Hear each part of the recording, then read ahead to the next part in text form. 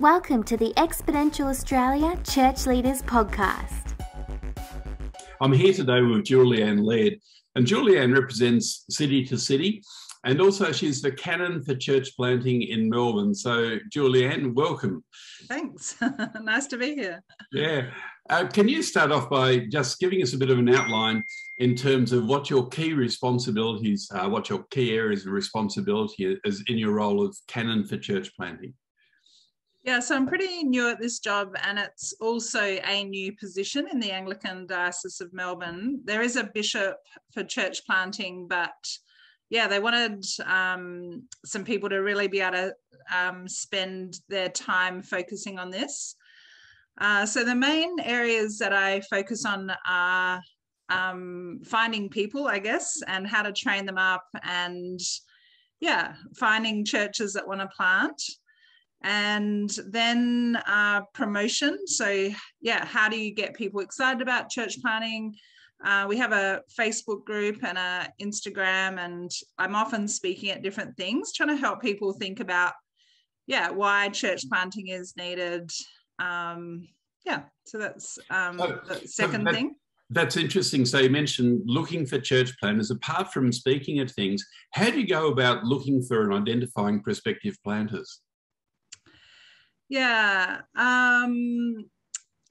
like mostly how people end up doing church planting are really from the churches themselves. So they often can identify people who would be good at it, and they've come up through their system and have potential. Obviously, we're looking through colleges, but also just young adults who might have those interest and skills potentially, and yeah, how to actually encourage them and help them think about the option of church planting.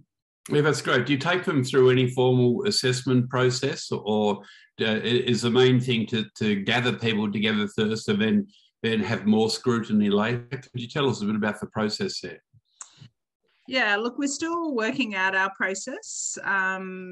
It's a little bit complicated in that we have quite a lot of ethnic churches or cross-cultural churches that are wanting to plant, and so they often do things a little bit differently and sometimes can't speak the language that well.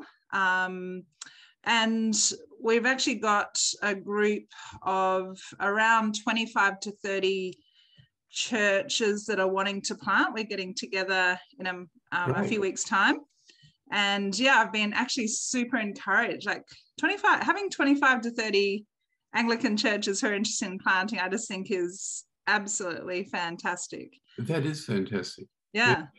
So is there any leadership development pathway that you're currently using?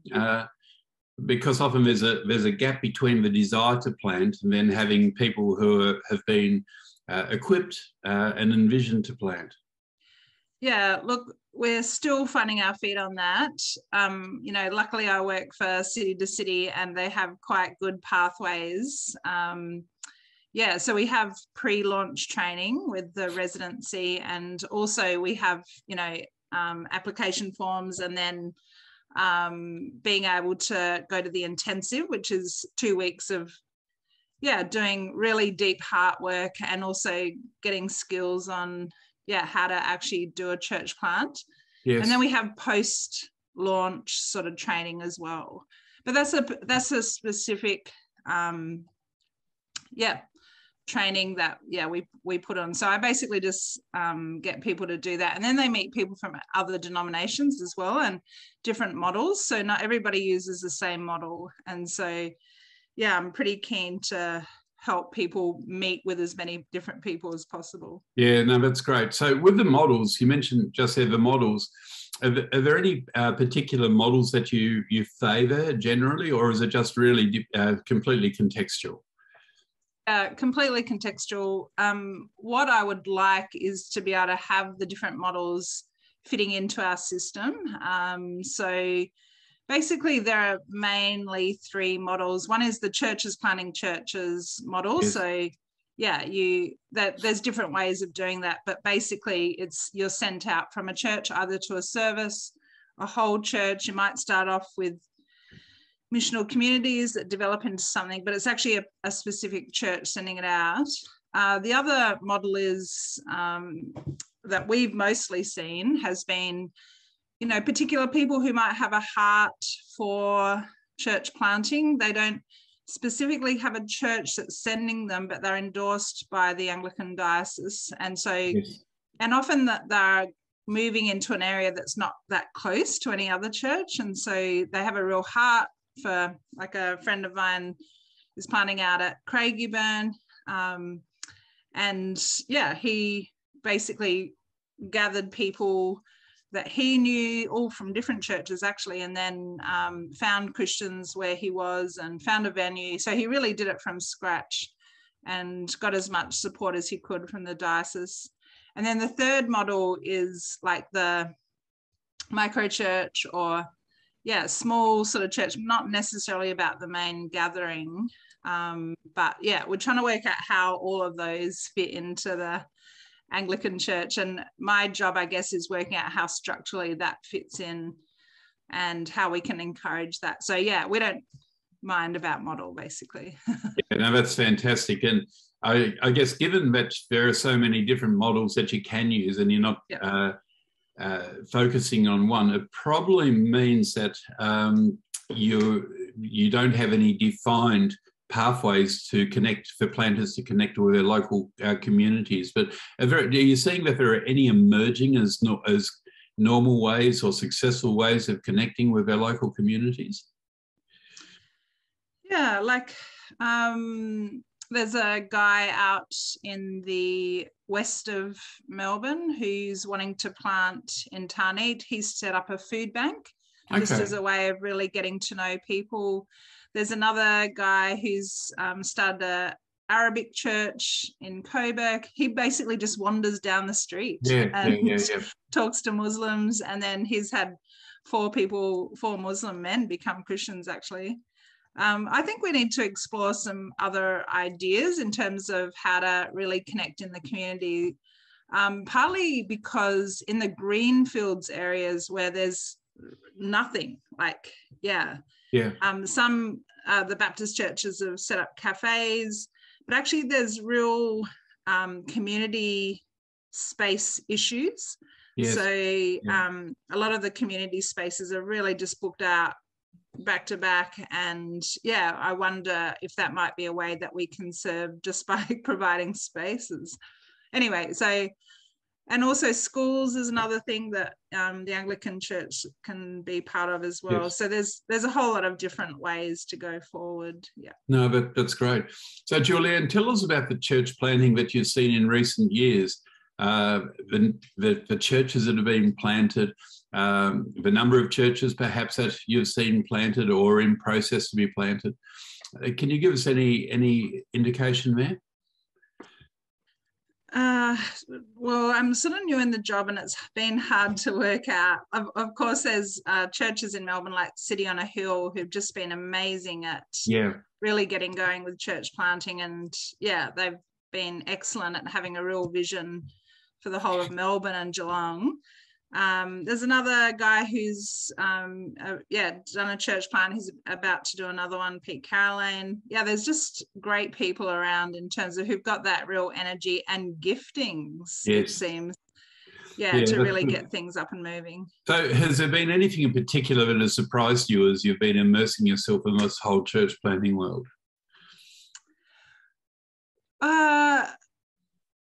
Like I've been surprised how much interest there's been.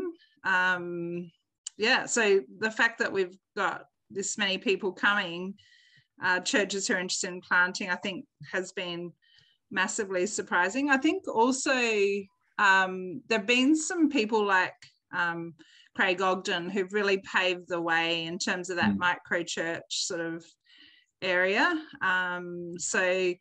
I don't know, I've just really seen faithful, great people who've just plodded along without heaps of support, but have really had a vision for church planting. And I'm really thrilled at what God's been able to do despite us, I guess. You're in Melbourne, you're in the 6th lockdown now, COVID lockdown. how devastating has that been for church planting, or has it provided opportunities for church planting? I think it's been a bit of both. I think it has been hard for people to come back. I think there's an exhaustion about, being in lockdown. Yeah. I don't think church numbers have come back as quickly as people thought.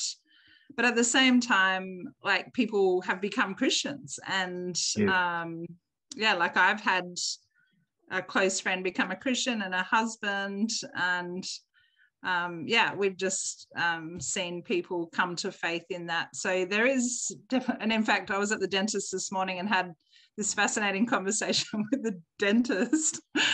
And I don't know, I just feel like there's an openness. Yeah, there's definitely an openness. Yeah. Have the churches that you've been associated with, have they been doing Alpha Online at all? Yeah. Alpha Online's been really great. Although, like, there's heaps of courses that you potentially could do. And I think online's a really great space because it's safe. You're in your own environment and you can sort of connect in with people at a fairly safe way. So I'll keep doing it once lockdown's over, actually. Yes. So. Yeah. No, I think that's one of the lessons from lockdown, isn't it? That we the new normal shouldn't be the same as the old normal. We have to make sure that our learnings through lockdown aren't lost by us just going back to the old normal again. With the church plants that you're encouraging and working with, is there any particular disciple-making pathway that you encourage? No. What we've found is that, and this is in sort of research, is that the best disciple-making pathways are the ones that the church planners committed to. Makes sense. They're sold on it, and then they'll help other people get sold on it. So really, you just want the person who's doing the church plant to be sold on their way of disciple making, and then they'll make it happen, basically. That's a great perspective. Actually, I really like that. Again, it's a contingency leadership approach, which is great. Now, Julianne, thank you so much for your time. There's just one final question I'd like to ask you. And do you have any personal vision for church planting? What does Julianne want to see happen with a church planting that's in your area of influence? I guess I'd like there to be an excitement for church planting and just anything new and innovative. But I also want there to be a balance of it, the realism. Is that a word? Yeah. They're being realistic about what it means. So you want that really good balance of freedom to be able to try new things, to reach out and helping people become Christians, but at the same time really knowing the cost and going in really prepared would be sort of what I would like to see. But like, I think to be able to outgrow or outnumber the churches that probably do need to close down, and that we outnumber it with the amount of new churches that can start. Yeah, with the green shoots that are springing up. That's great. Julianne, thank you so much for your time today, and really appreciate you and what you're doing. And I look forward to continuing to see the great work that you're doing, both for City to City and also for the Anglicans in Melbourne. Yeah, thanks, Tim. Really great. Thanks for listening. For more great resources, please head to our website at exponential.org.au.